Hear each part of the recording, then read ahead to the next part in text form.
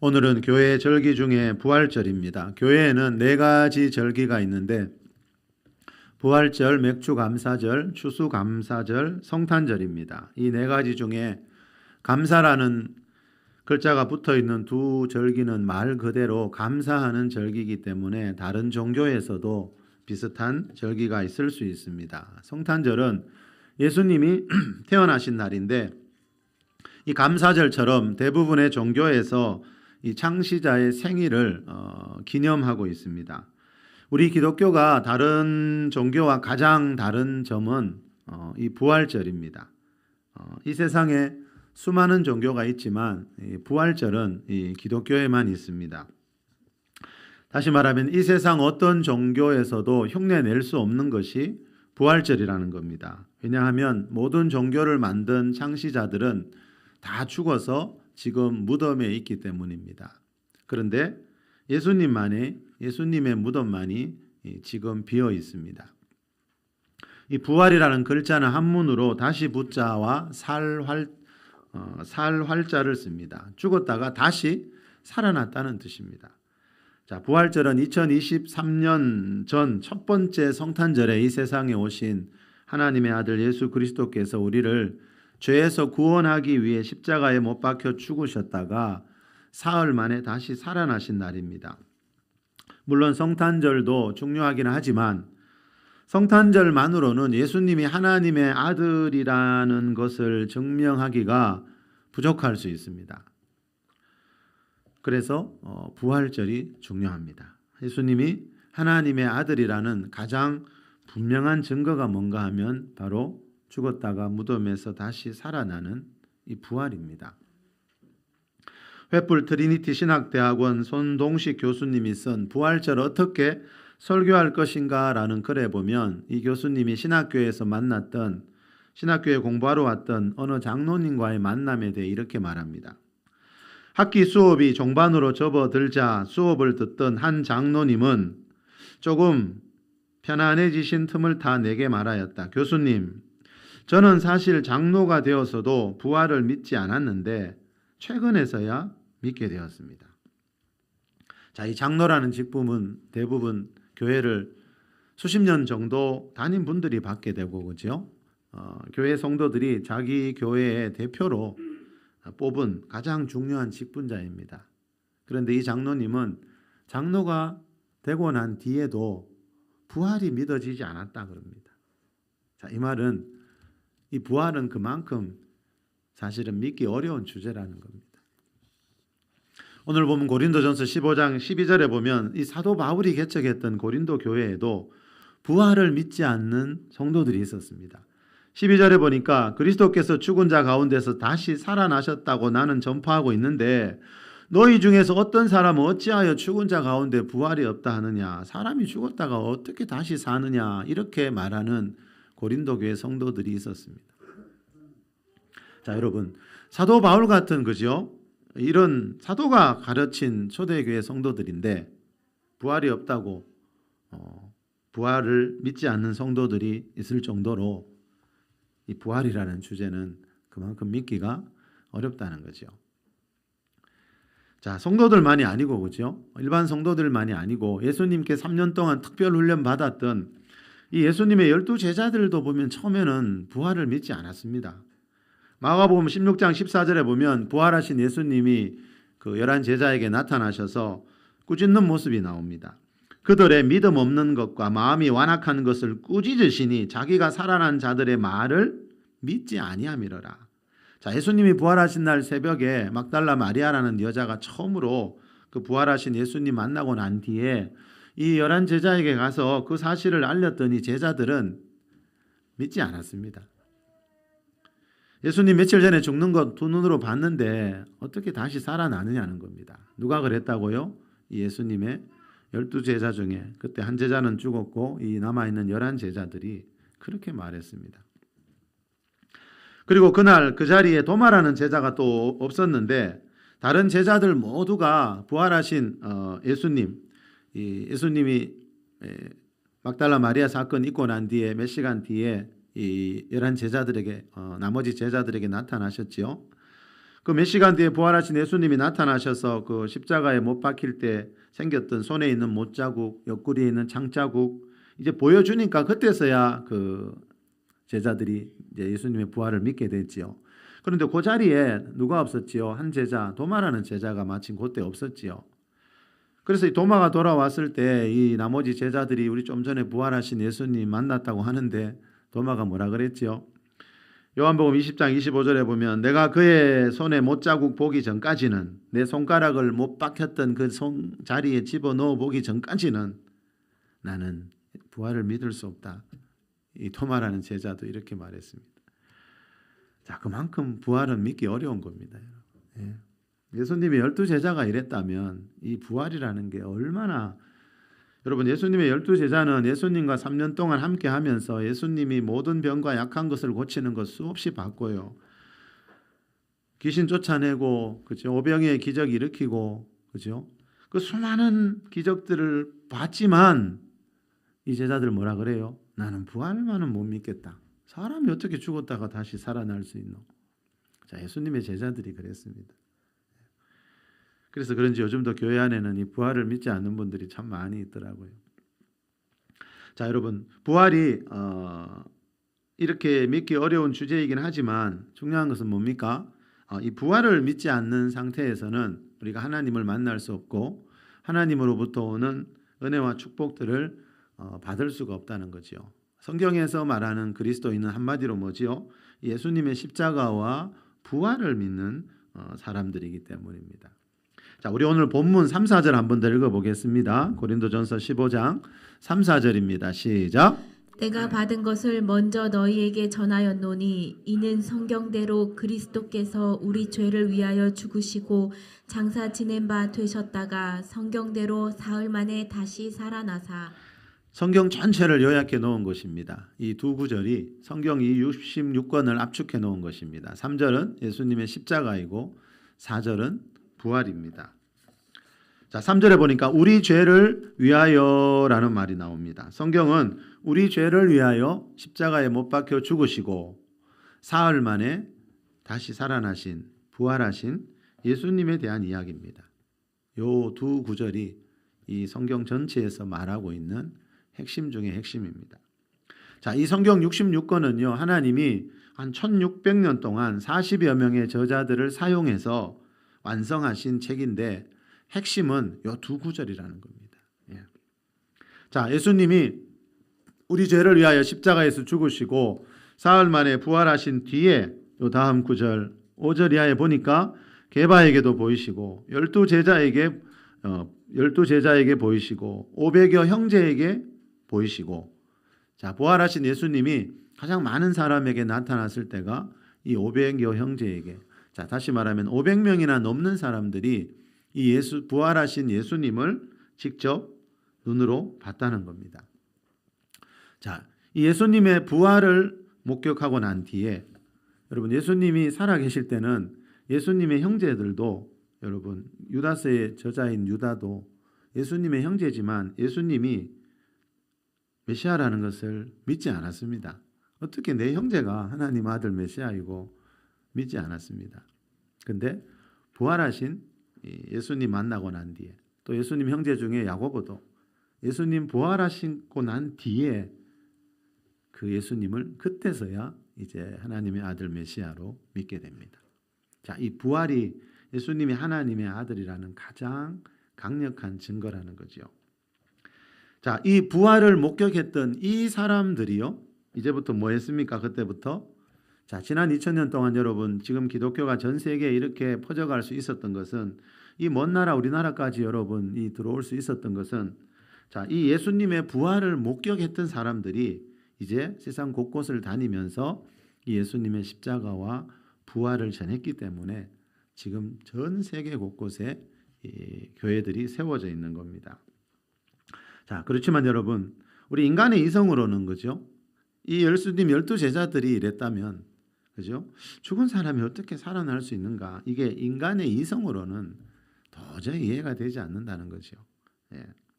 그래서 부활을 가짜 뉴스라고 말하는 사람들이 어느 시대나 많이 있었거든요.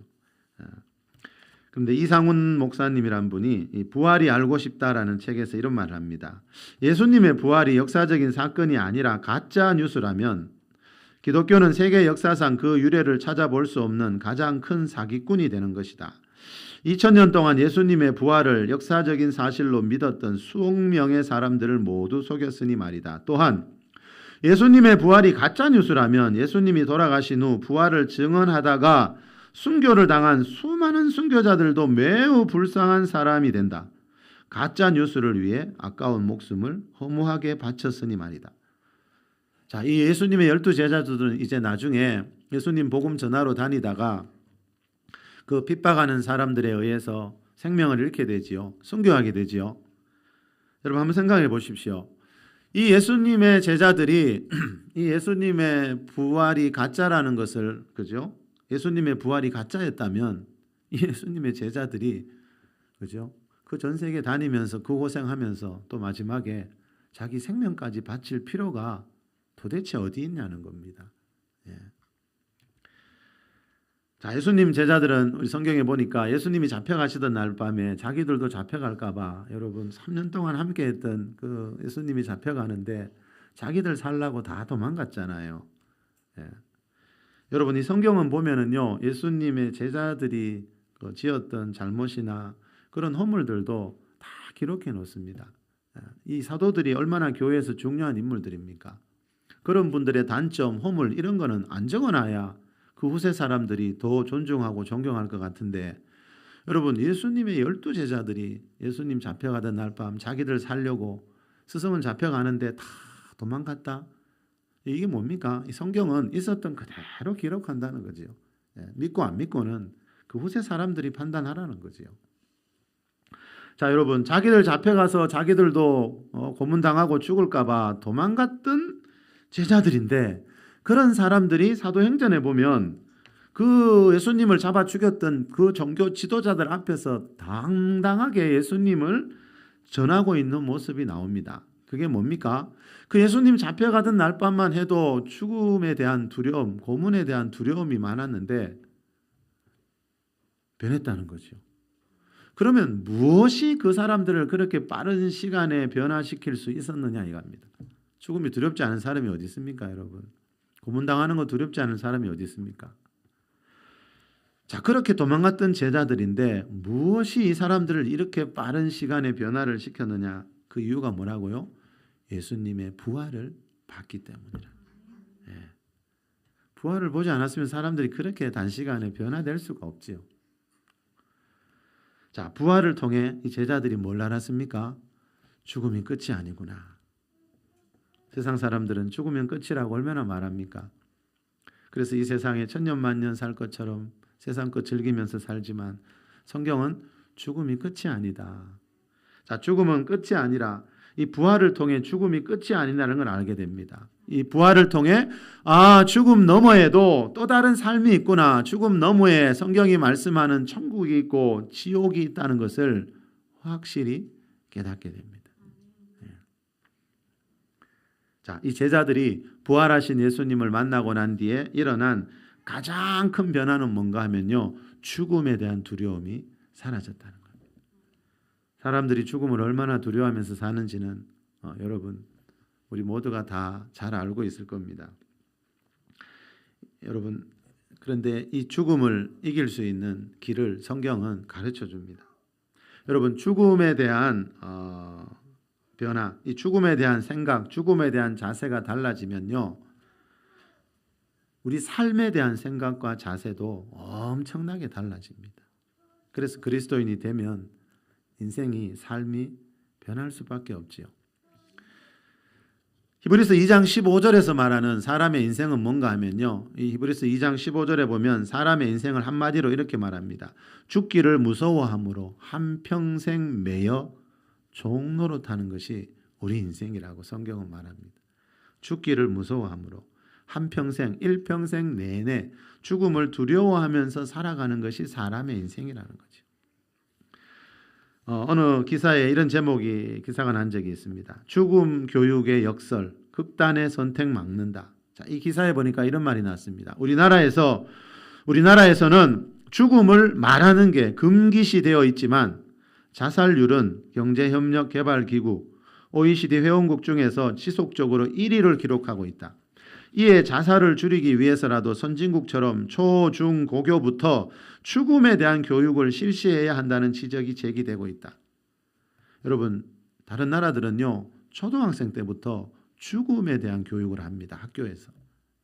우리나라는 상상이 안 되죠. 물론 우리나라도 몇 년 전부터 정부 차원에서 죽음 교육이라는 걸 시작했다고 전에 말씀드렸죠. 그런데 외국은요, 유럽 같은 나라는 오래전부터 초중고에서 그 초등학생 어린 아이들에게도 죽음 교육을 합니다. 근데 이 기사에 난 것처럼 우리나라에서는 이 죽음이라는 것에 대해 말하는 것이 금기시되어 있습니다. 이 죽음이라는 단어조차 잘 언급하지 않습니다. 장례식장 갔다 오면 그 순간부터 어떻게든지 빨리 잊으려고 우리는 애를 씁니다. 언젠가 자기도 죽는데 그 장례실의 주인공이 되어 관 속에 누워 있을 텐데. 여러분, 그 이유가 뭘까요? 언젠가 내가 죽는다는 것 다 아는데 왜 우리나라 사람들은 특히 이 죽음이라는 말조차 언급하는 것을 금기시하면서 살고 있을까요? 그 이유는 그만큼 죽음이 두렵기 때문에. 죽기를 무서워함으로 한평생 매여 종로로 타고 있기 때문에. 자, 성경은요, 이 무서운 죽음을 이길 수 있는 길을 가르쳐 줍니다. 죽음을 무서워하지 않고 이길 수 있는 길이 단 한 가지 있는데요. 그게 뭔가 하면 죽음 뒤에 부활이 있다는 걸 믿는 겁니다. 죽음 뒤에 천국이 있다는 것을 믿는 믿음이 있으면요, 이 죽음에 대한 두려움이 사라집니다. 저도 예전에 저는 중학교 때부터 이 죽음을 묵상했습니다. 사춘기가 일찍 왔나 봐요. 내가 언젠간 죽는다는 게 너무 이해가 되지 않고 너무 두려웠습니다. 언젠가 죽을 텐데 학교 다니면 뭐하고 결혼하면 뭐하고 돈 벌면 뭐하노? 언젠간 죽을 텐데. 이 문제에 대한 답을 찾지 못해서 그때는 하나님을 믿지 않을 때니까 늘 혼자 글을 쓰면서 일기장에 낙서하면서 신이시여 있다면 만나주소서, 그런 글들이 나중에 지나고 보니까 적혀 있더라고요. 여러분, 죽음에 대한 두려움은 사람들이 말하지 않아서 그렇지, 표하지 않아서 그렇지, 이 성경 말씀대로 한평생 일평생 죽기를 무서워하는 게 우리 사람이라는 거죠. 히브리서 13장 35절에 보면요, 이런 말씀이 있습니다. 어떤 이들은 더 좋은 부활을 얻고자 하여 심한 고문을 받되 구차히 풀려나기를 원하지 아니하였어요. 여러분, 갇혀서 고문 받는 사람은 풀려나는 게 소원인데 어떤 사람들요, 이 역사상 존재했던 이 사람들은요, 심한 고문을 받고 있으면서도 구차히 풀려나기를 원하지 않았다. 이 말은 뭐예요? 기꺼이 죽음의 길로 갔다는 거예요. 생명은 누구나 하나뿐인데 왜 그랬을까요? 자, 이 사람들은 예수님 믿는 사람들이지요. 자, 예수님 믿는다는 이유로 감옥에 갇혀 고문당하고 죽어갔어요. 기꺼이. 왜요? 더 좋은 부활을 얻기 위하여. 자, 부활 때문입니다. 죽음 뒤에 부활이 있다는 걸 알면요, 이렇게 죽음이 두렵지 않아요. 여러분, 인류 역사상요, 다른 죄가 아니고 예수님을 믿는다는 이유만으로 죽음을 당한 순교자들이 전에 어느 기사에 보니까 한 7천만 명 정도 된대요. 여러분, 무슨 끔찍한 죄를 지은 것도 아니고 그냥 그 나라에서 예수님 믿다가 핍박당해서 죽은 사람들이 지금도 이 순간에도 예수님 믿는다는 이유만으로 여러분 감옥에 가두고 고문하고 죽이는 나라들이 전 세계에 굉장히 많습니다. 순교자라 그러죠. 주님을 위해 죽은 사람들. 계시록 6장에 보면요, 이렇게 순교한 사람들의 숫자 하나하나를 하나님이 다 세고 있어요. 왜요? 예수 믿다가 그렇게 죽는 것이 사람들 눈에는 불쌍하게 보이지만 하나님은요, 하나님의 눈에는 그게 너무나 존귀하게 보이는 겁니다.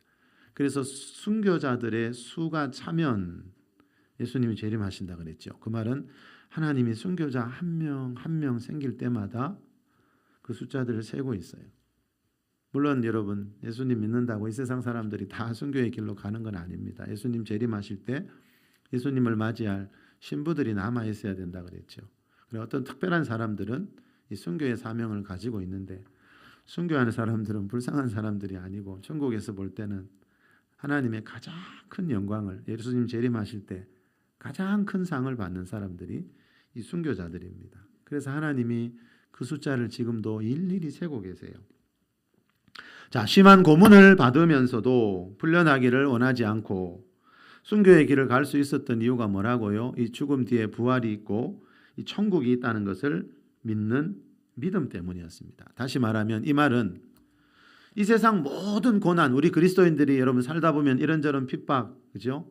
고난 당할 수 있는데 그런 모든 고난을 이길 수 있는 힘이 어디에서 나온다는 겁니까? 재산도 아니고 학력도 아니고 부활을 믿는 믿음에서 나온다는 거죠. 자, 고난을 이기는 힘만이 아니고요. 가난에서 벗어나는 것도 병에서 낫는 것도 이 하나님을 향한 믿음, 이 믿음이 있을 때 일어난다라고 성경은 말씀합니다. 야고보서 5장 15절에 보면 믿음의 기도는 병든 자를 구원하리니라는 말씀이 나옵니다. 한번 따라해 보실래요? 믿음의 기도는 병든 자를 구원하리니. 자, 믿음의 기도가 뭡니까, 여러분? 하나님이 내 병을 고쳐주실 것을 믿고 기도하는 거요. 그게 믿음의 기도입니다. 자, 믿음의 기도를 통해서 치료받은 사람들 이야기는 어지간한 교회라면 다 있습니다. 저도 젊을 때 경험해 봤고요. 마태복음 8장에 보면 로마 군대 장교인 백부장이 예수님을 찾아와서 자기 하인이 지금 병들어 중풍병으로 괴로워하니까 좀 집에 와서 중풍병으로 괴로워하니까 고쳐달라는 말을 합니다. 그래서 예수님은 집에 와서 고쳐달라는 말인 줄 알고 내가 가서 고쳐주겠다고 했는데 이 백부장이 뭐라 그랬죠? 내 집까지 오시지 말고 지금 여기서 한마디만 하시면 집에 있는 내 하인이 중풍병에서 나을 거라는 그런 말을 해요. 예수님이 그때 너무 놀라서 뭐라 그랬죠? 이스라엘 중에 이만한 믿음을 본 적이 없다 그랬죠. 이만한 믿음. 자, 예수님 언제 놀라는가 보니까요. 이만한 믿음을 가진 자들을 보고 놀래요. 자, 그러시면서 백부장에게 뭐라 그랬지요? 백부장에게 이르시되 네 믿은 대로 될지어다 하시니 그 즉시 하인이 나으니라. 자, 이 말은 뭐죠? 믿음이 있는 곳에 하나님이 일하시고 믿음이 있으면 하나님의 치유가 일어난다는 거죠. 여러분, 믿음이 있으면 가난도 물러가요. 자, 여러분, 하나님의 기적을 끌어당기는 가장 강력한 도구가 뭔가 하면 여러분, 학력도 아니고요. 재력도 아니고 하나님을 향한 절대적인 믿음입니다. 이 믿음의 계단이라는 책을 쓴 케네스 해긴 목사님은요, 이 전신마비 상태로 17살 때 누워 있었는데 그때 5명의 의사로부터 이제 얼마 살지 못하고 죽을 거라는 진단을 받았어요. 여러분, 5명의 의사가 그렇게 진단했다면 이건 진짜 생명이 다 했다는 거죠. 그것도 17살 때. 이 목사님이 그때 일을 이렇게 말합니다. 이 책에 보면은, 이 믿음의 계단이라는 책에 보면, 수십 년 전에 나는 침례교도 소년으로 병석에 누워 있었습니다. 할머니의 성경책을 읽으면서 나는 부분적인 복음을 들었을 뿐 순복음을 들어본 적이 없다는 걸 깨달았습니다. 말씀을 읽으면 읽을수록 내가 죽을 필요가 없다는 것을 알게 되었습니다. 성경을 공부하면 할수록 내가 병에서 나을 수 있다는 것을 깨달았습니다. 나의 믿음이 실제로 나를 온전케 했습니다. 전신마비는 사라졌고 심장의 상태는 정상이 되었으며 나는 이리저리 강단을 토끼처럼 뛰어다니며 50년이 넘게 풍성한 복음을 전하고 있습니다.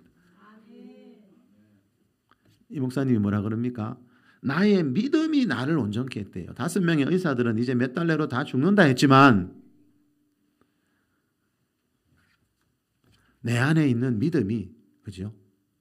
그 의사들이 했는 말과는 다르게 내 안에 있는 이 믿음을 가지고 있었는데 어느 날 보니까 내 불치병이 사라지고 혈액병이 사라지고 전신마비가 사라지고 치료받아서 나은 게 아닙니다. 이 목사님은 5명의 의사가 고칠 수 없다 했다니까요. 고칠 수 없는 정도가 아니고 이제 곧 죽는다고 했습니다.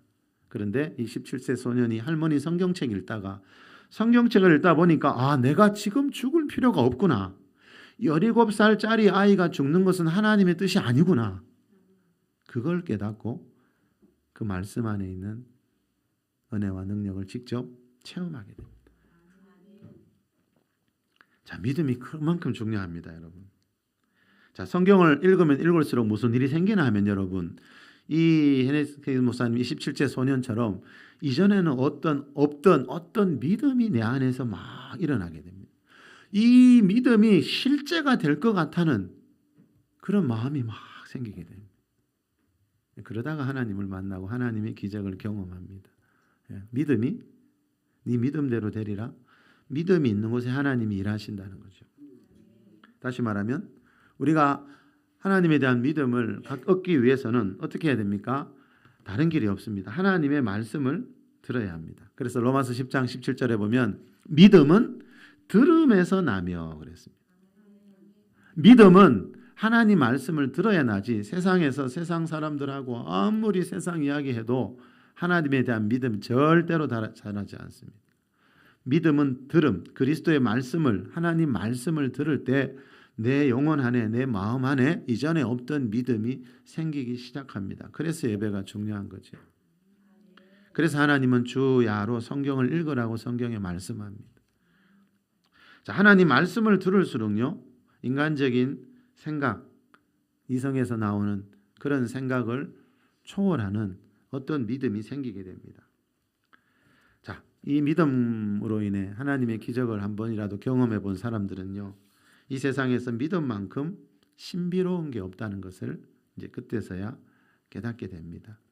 자, 우리 히브리서 11장 6절 우리 앞에 보고 다 같이 한번 읽어봅시다. 시작. 믿음이 없이는 하나님을 기쁘시게 하지 못하나니 하나님께 나아가는 자는 반드시 그가 계신 것과 또한 그가 자기를 찾는 자들에게 상 주시는 이심을 믿어야 할지니라. 자, 이 저자가 두 가지를 믿으랍니다. 우리 두 가지가 뭔지 다시 한번 읽어봅시다. 시작. 믿음이 없이는 하나님을 기쁘시게 하지 못하나니 하나님께 나아가는 자는 반드시 그가 계신 것과 또한 그가 자기를 찾는 자들에게 상 주시는 이심을 믿어야 할지니라. 자, 두 가지 믿으라 그럽니다. 반드시 그가 하나님이 살아계시다는 것을 믿고 또 그가 하나님이 자기를 찾는 자들에게는 반드시 어떤 상을 주시는 분이라는 것을 믿으라고 말씀합니다. 자, 이 믿음이 있으면 결국 하나님을 만나게 됩니다. 여러분 그런 소리 많이 들어보셨지요? 교회 가자 그러면 하나님 보여주면 믿겠다고. 그런 사람들이 얼마나 많아요. 자, 사람들은 하나님을 보여주면 믿겠다고 말을 하지만 하나님은 자신의 모습을 보여주고 난 뒤에 믿으라고 하지 않고요. 반대로 믿으면 보여줄게 이렇게 말씀합니다. 그래서 다 믿어서 하나님 만납니다. 그래서 믿음이 참 귀합니다. 믿음만큼 신비로운 게 없습니다. 믿으니까 정말 병이 낫더라고요. 자, 여러분 반드시 그가 계신 것을 믿으면요 반드시 하나님을 만나는 날이 오게 되고요 하나님이 자기를 찾는 자들에게 상 주시는 분이라는 것을 알게 되는 날이 온다는 거죠. 자, 믿음이 없이는 하나님을 기쁘시게 하지 못한다는 말은 믿음이 없이는 하나님의 역사가 일어날 수가 없다는 거죠. 자, 백부장의 그 믿음이 백부장 가정에 있는 그 하인을 고쳤어요. 믿음은 이 시공간을 초월합니다, 여러분. 예. 자, 여러분 하나님을 보고 난 뒤에 하나님이 살아계신 거 믿는 거는 누구나 할 수 있습니다. 그렇죠? 성경에 보면 천국 다녀온 사람들이 있는데 우리 주위에도 꿈이나 환상으로 천국 보고 온 사람들이 있죠. 천국을 보고 난 뒤에 천국을 믿는 거는 그거는 누구나 할 수 있습니다. 그런데 보기 전에 그죠? 하나님 말씀을 통해서 믿는 거. 자, 그 믿음이 뭐라고요? 하나님을 기쁘시게 한다는 거죠. 하나님이 우리 사람을 창조하실 때 주신 것 중에 하나가 자유의지라 그랬죠. 자유의지를 주셨다는 말은 사람은 누구나 내 의지로 하나님이 살아계신 거 믿을 수도 있고 믿지 않을 수도 있다는 거예요. 내게 있는 내 자유의지로 하나님을 사랑할 수도 있고 안 할 수도 있어요. 내 자유의지로 오늘 교회 갈 수도 있고 안 갈 수도 있어요. 자, 하나님은 우리에게 자유의지를 주셨어요. 하나님은요, 근데 이 자유의지를 초월해서 우리 마음과 생각을 하나님이 원하시는 방향으로 끌고 갈 수 있는 능력이 있어요. 그런데 중요한 것은 하나님이 그렇게 하지 않아요. 하나님 우리에게 하나님 사랑하라고 강요하지 않습니다. 그럼 무슨 기쁨이 되겠어요? 우리에게 있는 자유의지로 우리가 하나님을 사랑하고 예배해야 그게 하나님 앞에 기쁨이 되지. 그 사람이 자원하는 마음으로 자기 의지로 나를 사랑하고 좋아해줘야 그게 기쁨이 되지. 여러분 억지로 강압에 의해서 나와 친구하는 것은 아무 의미가 없다는 거죠. 자, 여러분 사람은 이 세상에 태어날 때 이 최초의 사람 아담이 물려준 죄 때문에 이 죄성을 가지고 태어나기 때문에 하나님과의 관계가 단절된 채로 태어나서 살아가고 있다 그랬죠. 자, 하나님과의 관계가 끊어져 있기 때문에 이 사람을 창조하신 창조주 하나님을 알아보지 못하고 있습니다. 그 대신 다른 신들을 사람이 만든 신들을 막 섬기지요. 자, 안타깝게도 하나님이 창조하신 사람인데도 불구하고 그죠? 우리 안에 있는 이 죄가 하나님과의 관계를 가로막고 있기 때문에 사람은 원숭이에서 진화되어 지금의 이런 모습을 하게 되었다는 그런 진화론까지 믿고 있는 겁니다. 예. 우리나라에서 가장 큰 그룹이 어딘지 아시죠? 삼성그룹. 삼성그룹을 처음 일으킨 첫 번째 회장님 아세요? 삼성그룹을 일으킨 첫 번째 회장님 이병철 회장님이 암으로 돌아가셨는데 그분이 암으로 죽기 몇 달 전에 어느 신부님에게 24가지 질문을 써서 보낸 적이 있습니다. 이 질문에 대한 답을 신부님 좀 해달라고. 그 편지에 24가지 편지에 적힌 24가지 질문 보면 이런 것들이 적혀 있습니다. 신의 존재를 어떻게 증명할 수 있나? 신은 하나님은 왜 자신의 존재를 똑똑히 드러내 보이지 않는가? 신은 우주 만물의 창조주라는데 무엇으로 증명할 수 있는가? 영혼이란 무엇인가? 무종교인, 무신론자, 타종교인 중에도 착한 사람이 많은데 이들은 죽어서 어디로 가는가? 인간이 죽은 후에 영혼은 죽지 않고 천국이나 지옥으로 간다는 것을 어떻게 믿을 수 있나? 자, 우리나라 최고의 부자였던 이병철 회장님이 암으로 죽기 직전에 남긴 이 24가지 질문은 거의 다 성경에서 말씀하는 이런 주제들입니다. 자, 이 회장님이 죽음이 가까이 올 때 여러분 가장 관심을 가졌던 것은요. 자기 재산이 아니고 돈이 아니고요. 이제 내가 죽으면 어디로 가는가? 이제 나는 어떻게 되는가 하는 것입니다.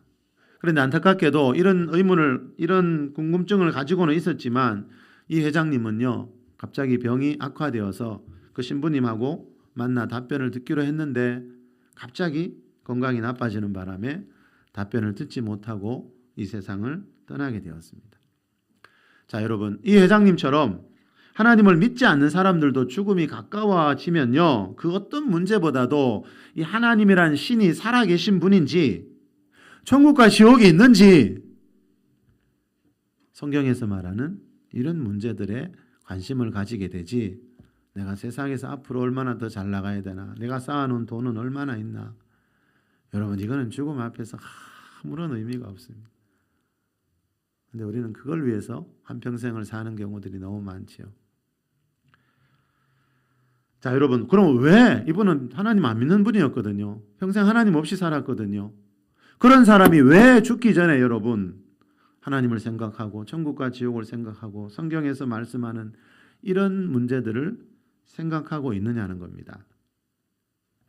왜 그런가 하면요, 사람은 원숭이에서 진화된 게 아니고요, 하나님이 창조한 피조물이기 때문입니다. 학교 교과서에 보면 사람은 원숭이에서 진화되어서 오늘날 이런 모습을 하게 되었다고 그림까지 그려가면서 막 설명하고 있는 모습 여러분 기억나십니까? 그렇지만 여러분 죽기 전에 여러분 주위 분들 한번 보세요. 죽기 전에 원숭이를 생각하면서 죽는 사람은 아무도 없습니다. 여러분 원숭이가 우리 인간의 조상이라며요. 여러분 사람은 원숭이에서 진화되어 지금의 이 모습을 하고 있는 것이 아니고 하나님이 창조한 피조물이기 때문에 하나님 믿지 않는 사람들도 죽음이 가까우니까 하나님의 심판대 앞으로 갈 날이 가까워지니까 본능적으로 하나님을 생각하게 되고 죽음 이후의 세계를 생각하게 되는 겁니다. 데살로니가전서 5장 23절에 보면 하나님이 사람을 창조하실 때 영과 혼과 몸으로 창조했습니다. 하나님은 사람을 영을 가진 영적인 존재로 만들었습니다. 그래서 사람은요, 이 영을 가지고 영계에서 일어나는 일들을 느끼고 알게 됩니다. 그런데 하나님 믿지 않는 사람들은 이 영이 죽어 있기는 하지만요, 이 죽음이 가까워 올수록 희미하게나마 이 영의 눈이 열리게 됩니다. 그래서 평생 찾지 않았던 하나님 생각이 나고, 죽음이라는 말 자체 입에 떠올리기도 싫었지만 죽음 이후에 나는 어떻게 되는가? 죽음 이후에 정말로 어떤 세계가 있는가? 죽기 전에는 다 이 생각을 하면서 죽어가게 됩니다.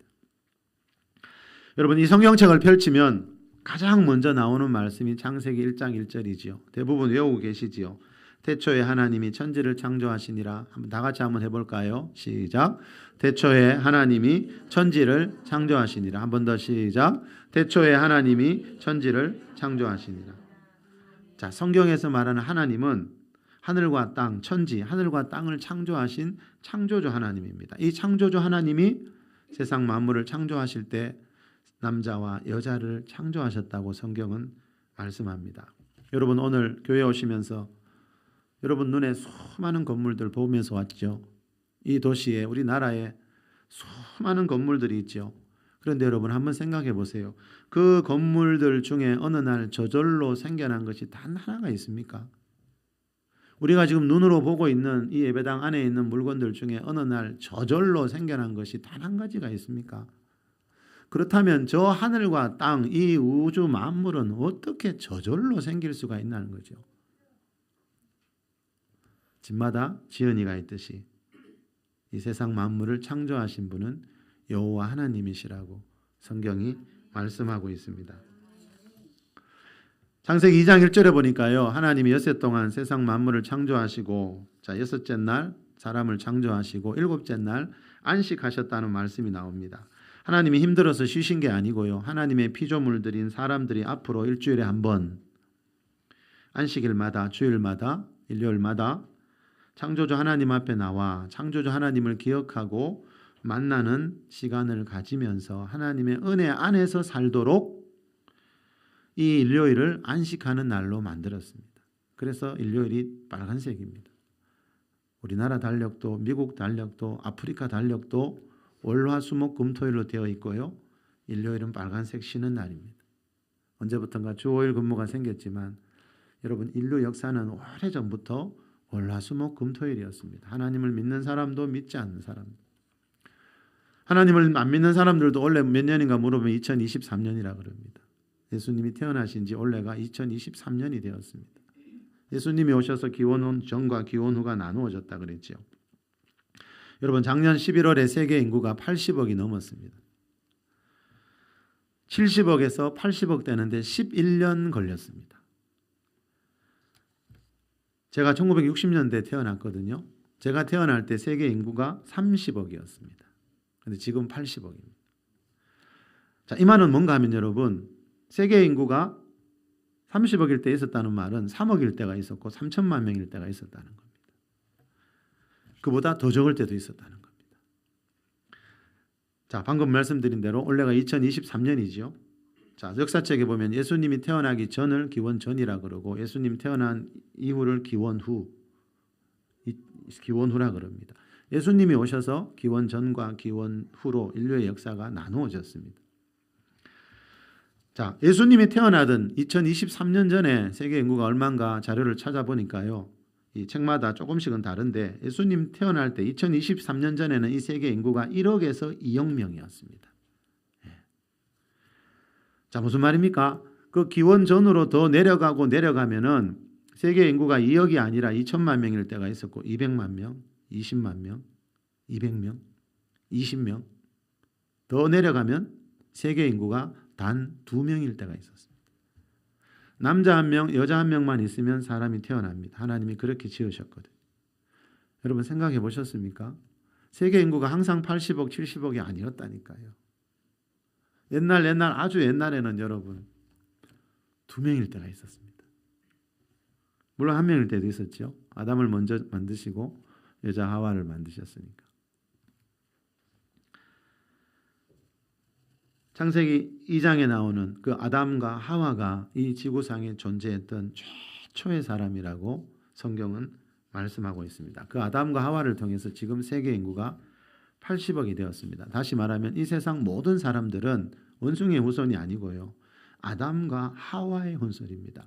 우리는 지금 아담과 하와의 외모를 물려받았고 아담과 하와 안에 있는 죄성을 물려받은 채 태어났다는 거죠.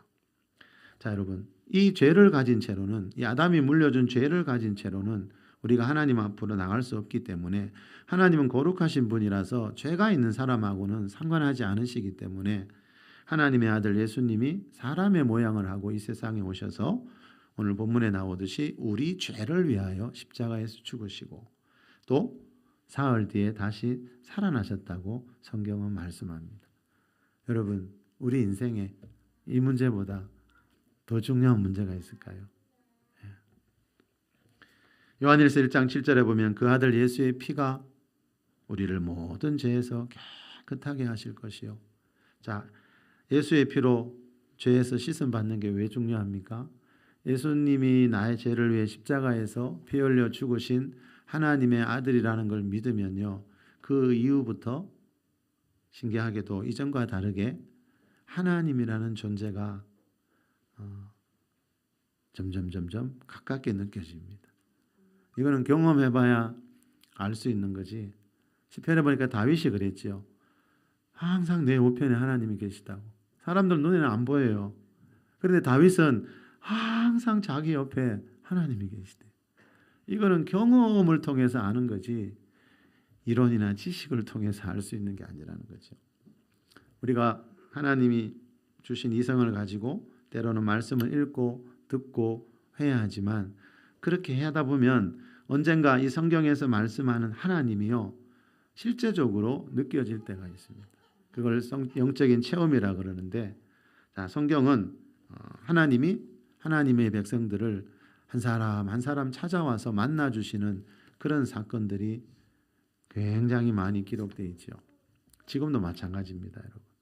예수님이 십자가에서 내 죄를 위해 죽으신 구세주라는 것을 믿고 예수님의 십자가와 부활을 믿을 때 하나님이라는 분이 내 삶의 영역에 다가오셔서 내 삶을 인도하시고 가정 가운데 일하시는 모습을 우리가 영으로 알게 되는 날이 오게 됩니다.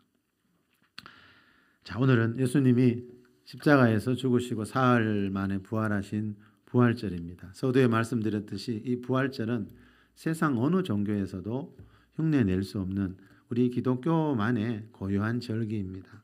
우리가 믿는 신은요, 예수님은 지금 죽어서 무덤에 묻혀 있는 분이 아니고요. 자, 모든 종교를 만든 창시자들은 다 무덤에 묻혀 계시잖아요. 그런데 예수님은 그 무덤에 계신 분이 아니고 그 무덤과 죽음의 권세를 깨뜨리시고 죽음에서 부활하신 하나님의 아들 예수님입니다. 이 예수님의 십자가와 부활을 믿는 믿음이 있을 때 무슨 일이 생긴다고요? 우리가 세상 죄 이기고 가난 이기고 질병 이기고 마귀를 이기면서 살아가게 된다고 성경이 약속하고 있습니다. 예수님의 십자가와 부활을 믿는 믿음이 이 시간 여러분 영혼 안에 다시 한번 깊이 새겨질 수 있기를 예수 그리스도의 이름으로 축원합니다.